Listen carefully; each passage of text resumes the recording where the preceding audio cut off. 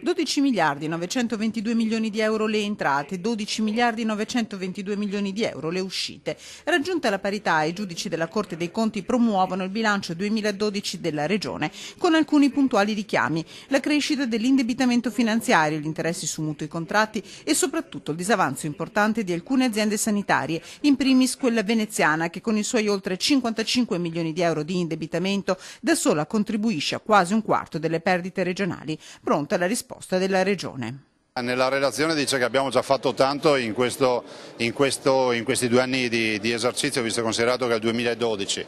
Faremo ancora di più, visti i risultati che da quando ci siamo noi il bilancio della sanità si chiude in attivo tutti gli anni. Il 2012 si è chiuso con più 42 milioni di euro. Sul fronte finanziario il governatore del Veneto, forte della promozione del bilancio, lancia una proposta e chiede ai giudici della magistratura contabile di fare fronte comune. Pensare di poter negoziare, qualora lo si potesse fare da un punto di vista contrattuale in maniera serena, i project financing che pesano di più, cioè i progetti di finanza che pesano di più, potrebbe essere una grossa opportunità per risparmiare un sacco di milioni di euro. Stiamo rientrando, lo abbiamo fatto anche con tagli pesanti arrivati dallo Stato ed è una dimostrazione che appunto i soldi dei veneti non vengono sprecati in Regione Veneto, forse vengono sprecati in altre realtà lontane da noi. Conti in ordine insomma, ma i giudici non risparmiano un'altra puntuale osservazione: il bilancio va approvato nei termini previsti dalla legge. Dovevamo far dire qualcosa, no?